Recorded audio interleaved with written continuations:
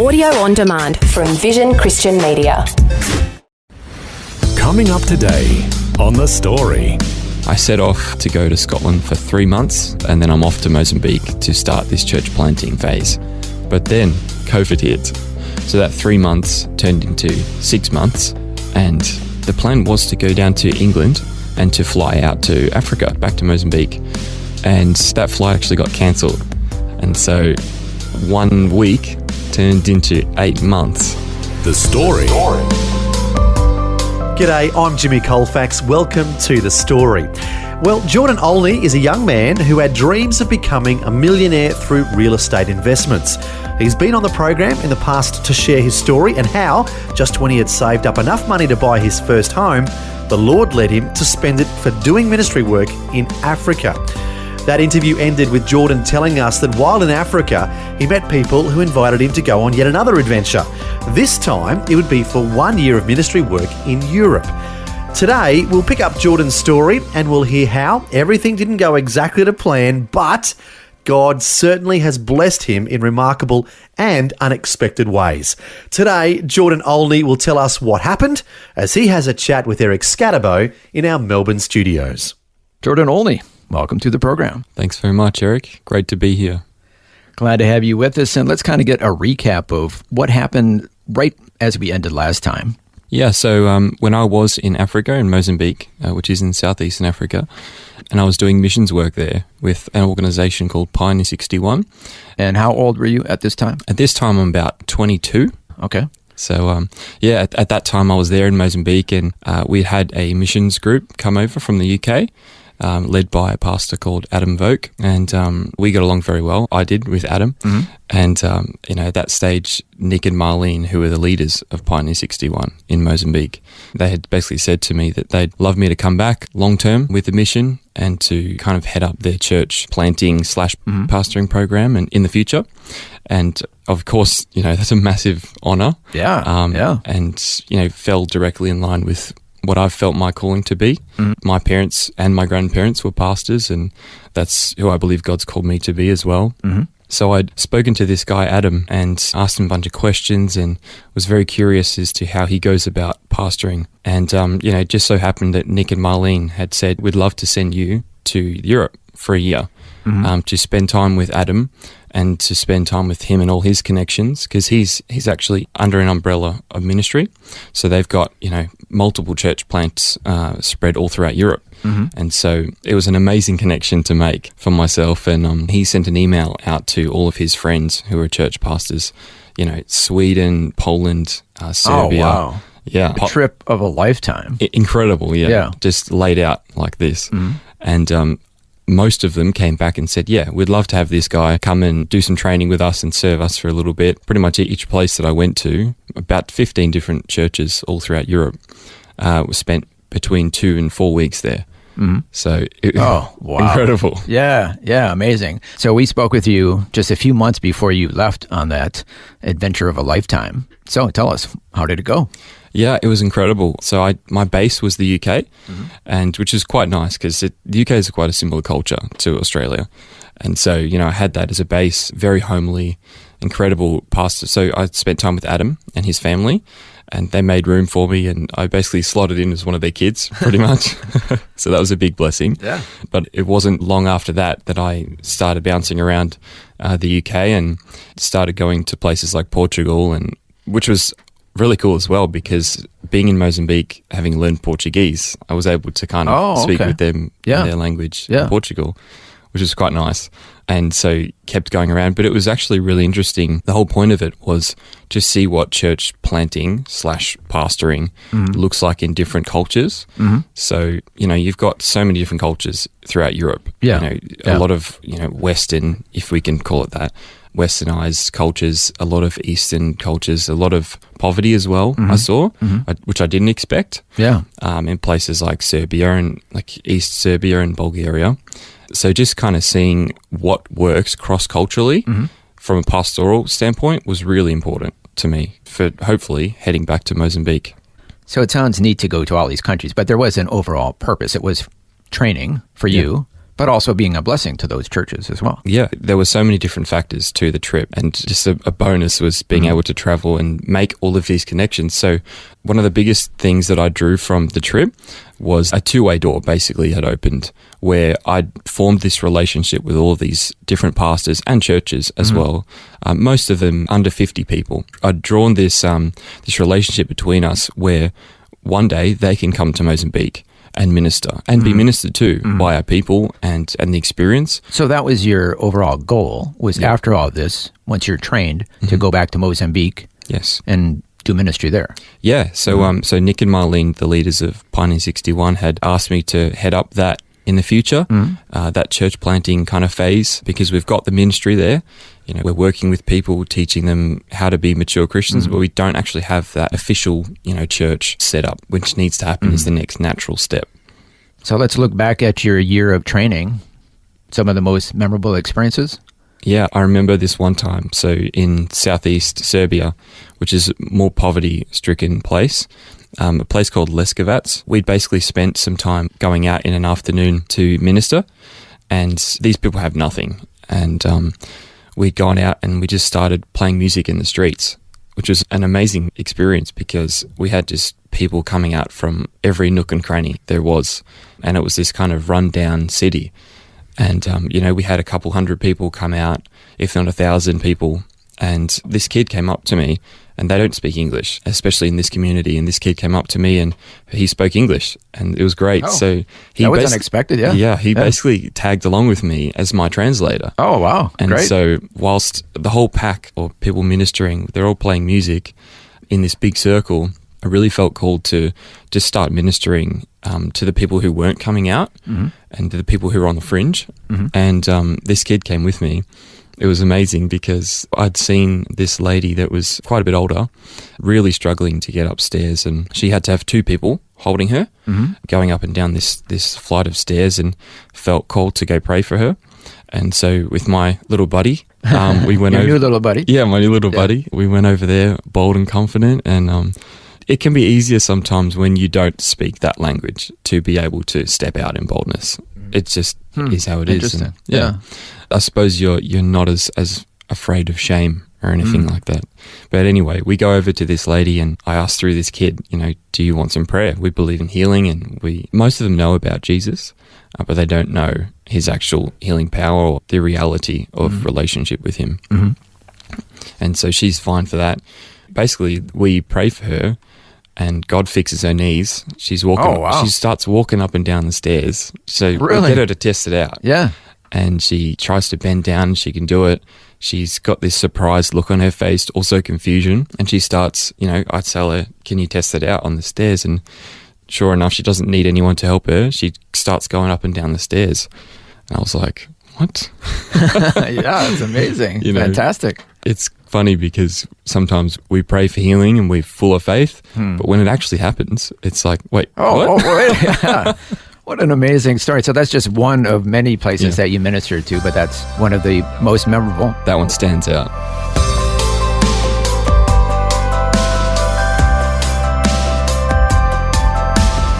You're listening to The Story.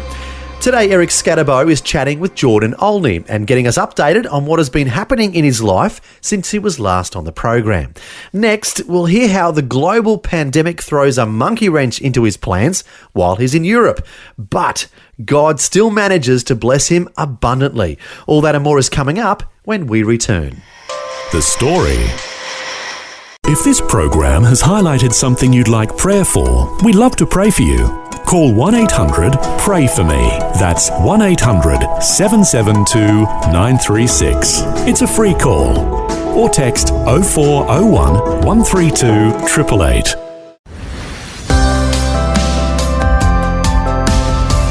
Hi, I'm Jimmy Colefax and this is The Story.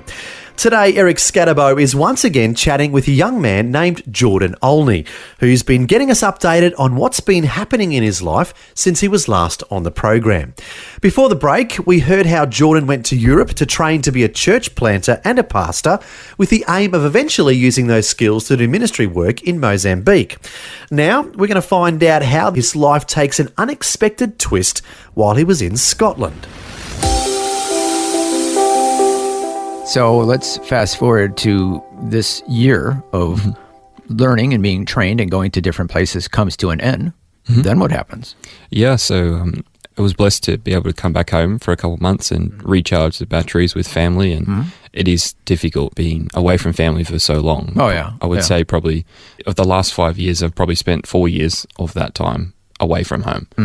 So that's difficult, but was able to recharge my batteries and kind of pack my bags for the next adventure. Yeah. And I felt very clearly that God had called me back to Scotland. I had been in Scotland previously in the previous year. It was about 2018, 19.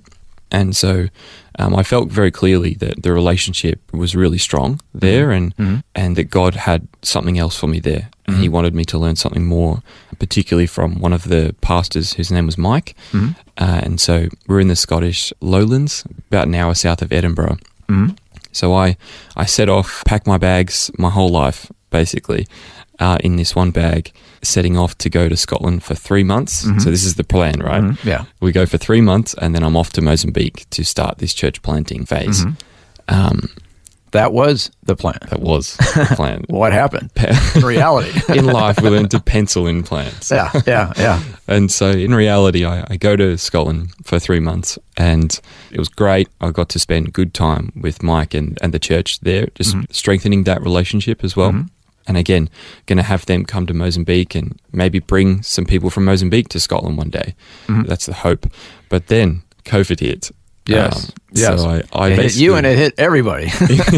Exactly. So I basically went over, I think from memory, COVID started around February, I think. Yeah, March, February 2020. Yep. Yeah, so I headed off on the 15th of February. So basically as soon as it hit and was, growing.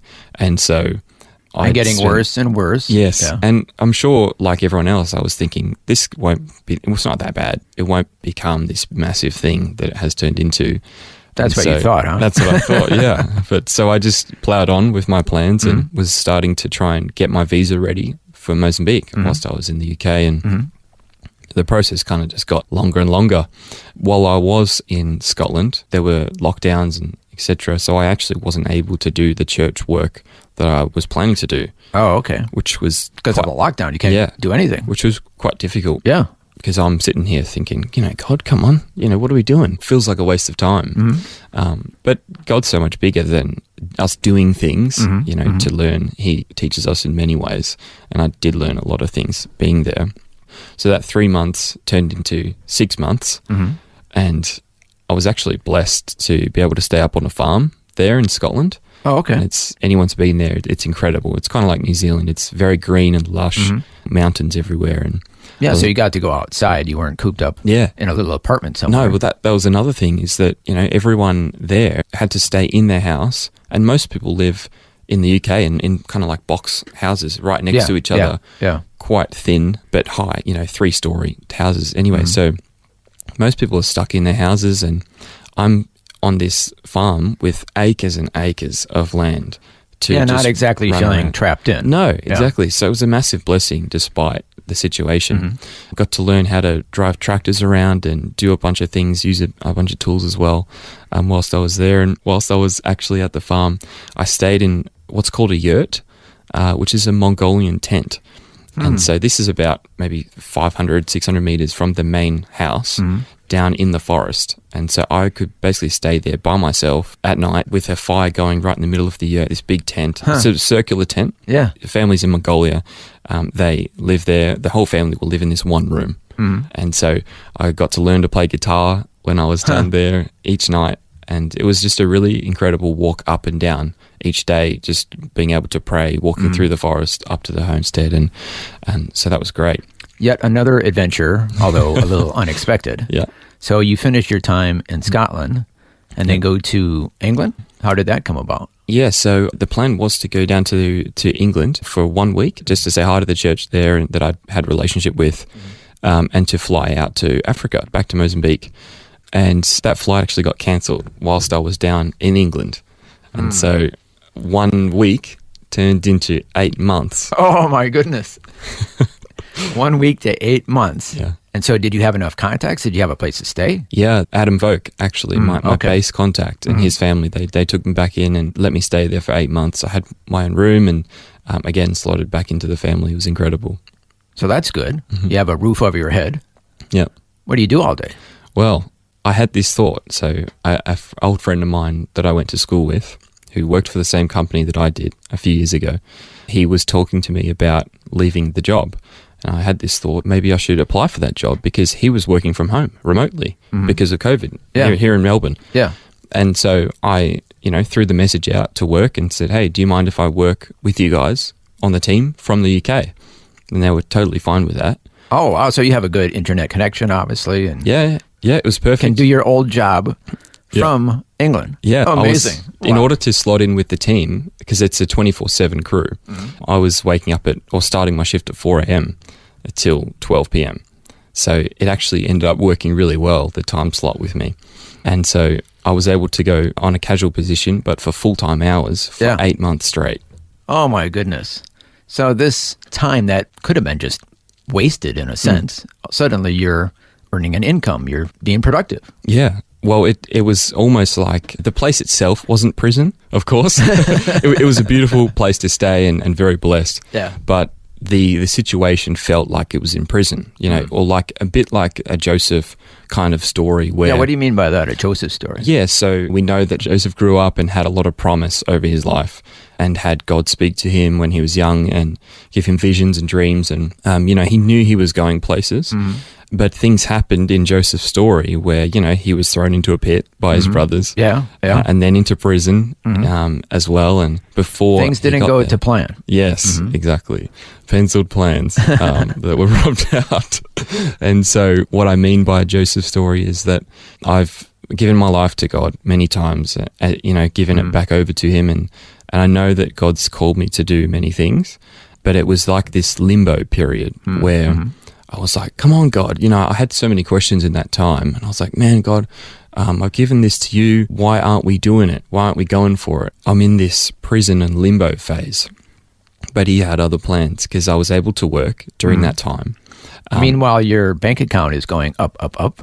Well, not spending much money at all. I'm just living. It's just all income. Yeah, it's all working and pretty income. much all income. And so finally, after 5 different flight cancellations and reschedules and almost $10,000 that I'd spent on extra flights. Is that right? That you didn't end up taking? Yeah. No, so I'd spent this money on additional flights because my sister actually got engaged and is due to be married. So all of a sudden, I'm starting to feel pressure. I got to get back home. Oh, okay. Yeah. Yeah. For family reasons now. Yeah, for family reasons now. And after 5 flight cancellations and reschedules, I finally get this flight back to Perth. And so you're kind of changed your plans from trying to go to Mozambique to just get back to Australia. Yeah, the plans are completely changed because all throughout that time as well, as finding out my sister's getting married, my visa isn't working. It's just not happening. They're doing their best over there in Mozambique, but still it hasn't come through. So I'm like, okay, God's shut the door. Yep. Clearly. Cancel that plan. Yeah, cancel the plan, wipe it off. It's okay to have plans cancelled and doors shut in your face. It's not nice, but it happens. Yep. One of the things that I learned when I was there is to not, like a little kid, bang against the door and force it down. If it shuts, then it's clearly of God that it's shut, and he'll open it at the right time. So I accepted that and basically said, okay, Mozambique can go on the back burner just for now. I know it's there. I'm going back one day. Well, that's the plan. yeah, that's the plan. Yeah. So I finally get this flight come through that goes to Perth. And my cousins live there. 8 months later. 8 months later, yeah. So my cousins live there, and I have to go into 2-week quarantine, which is like $2,500 out of my pocket. Oh, wow. Now, why did you fly nice. into Perth instead of Melbourne? Yeah, so obviously Melbourne is where I live, but in Victoria, it was very strict at that time, basically not letting flights in and out. And so Perth was pretty much the only option for me because... The only way to get into Australia there were... at that time. There were like 30,000 people just in the UK alone, Australians, trying to get home. Wow. And so each flight that was coming into Australia was...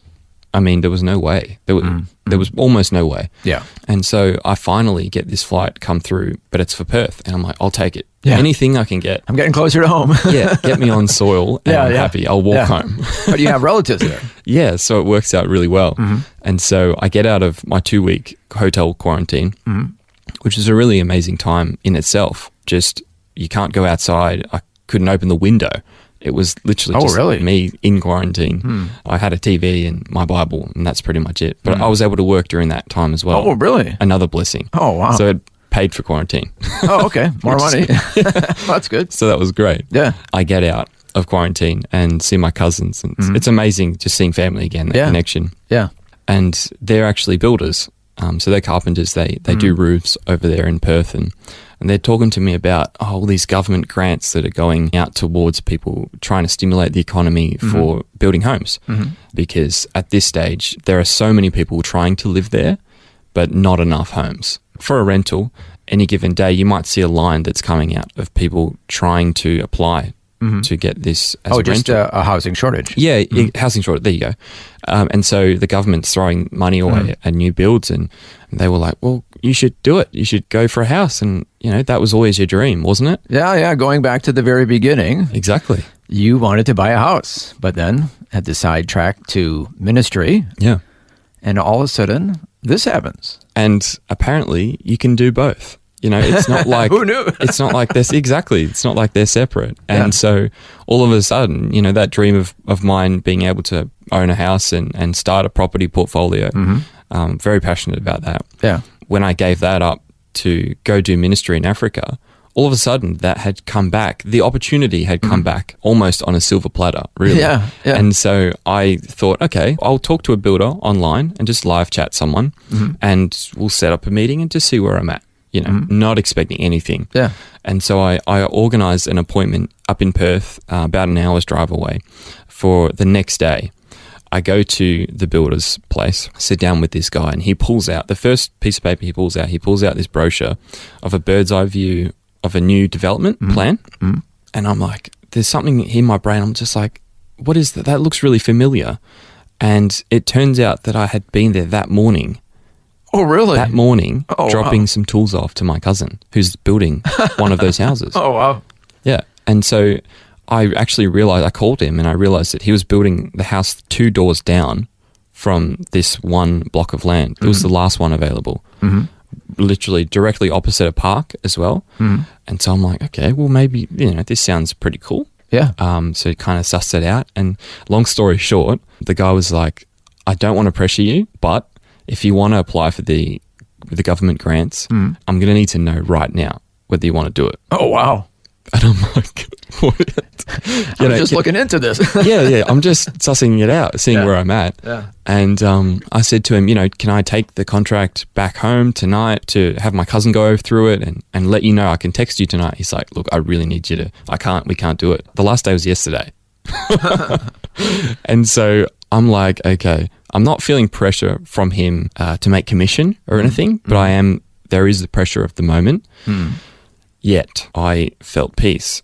It was really a really strange feeling. I felt peace about it and went through the contract yet again, called my dad, and I signed it, and that was it. Oh, wow.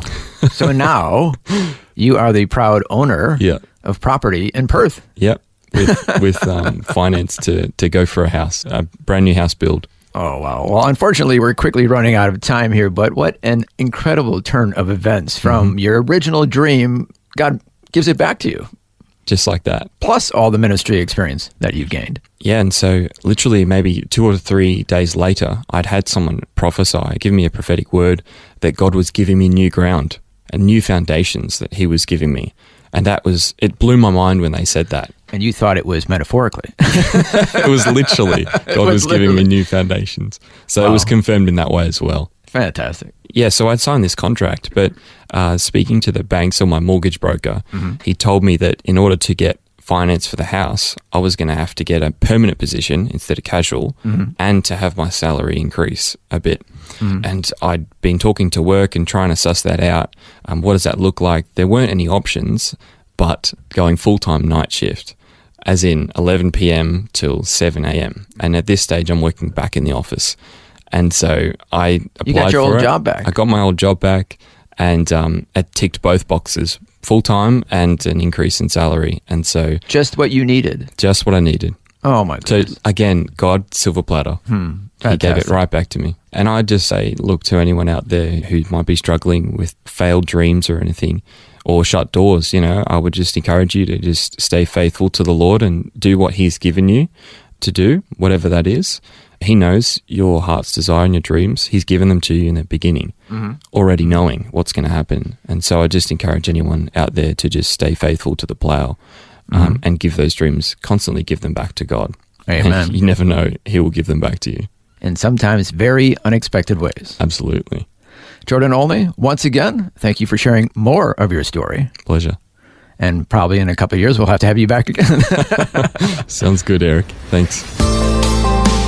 Well, that was remarkable to hear how God worked in Jordan Olney's life and completely turned the situation around when it looked like he was going to be wasting time while he was stuck in Europe.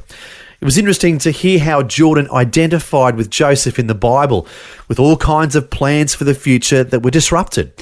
Joseph was thrown into a hole by his jealous brothers. In another part of his life, he was put in prison, even though he was innocent. Both Joseph and Jordan reached a point in their lives where they asked God, what's going on? I'm being faithful to you, but yet I'm being confined, and all my plans are being messed up. But as we know from Joseph's life, God is much bigger than our plans and can work through whatever twists and turns come our way in life. As Joseph said at the end of his life to his brothers, "You intended evil against me, but God meant it for good, in order to bring about what is now being done, the saving of many lives." We pray for the same result in Jordan's life, that many lives will be saved through his ministry, either in Mozambique, which is still ultimately his dream, or in some other unforeseen way that God has not yet revealed to him. We'll just have to stay tuned to the coming adventures of Jordan Olney.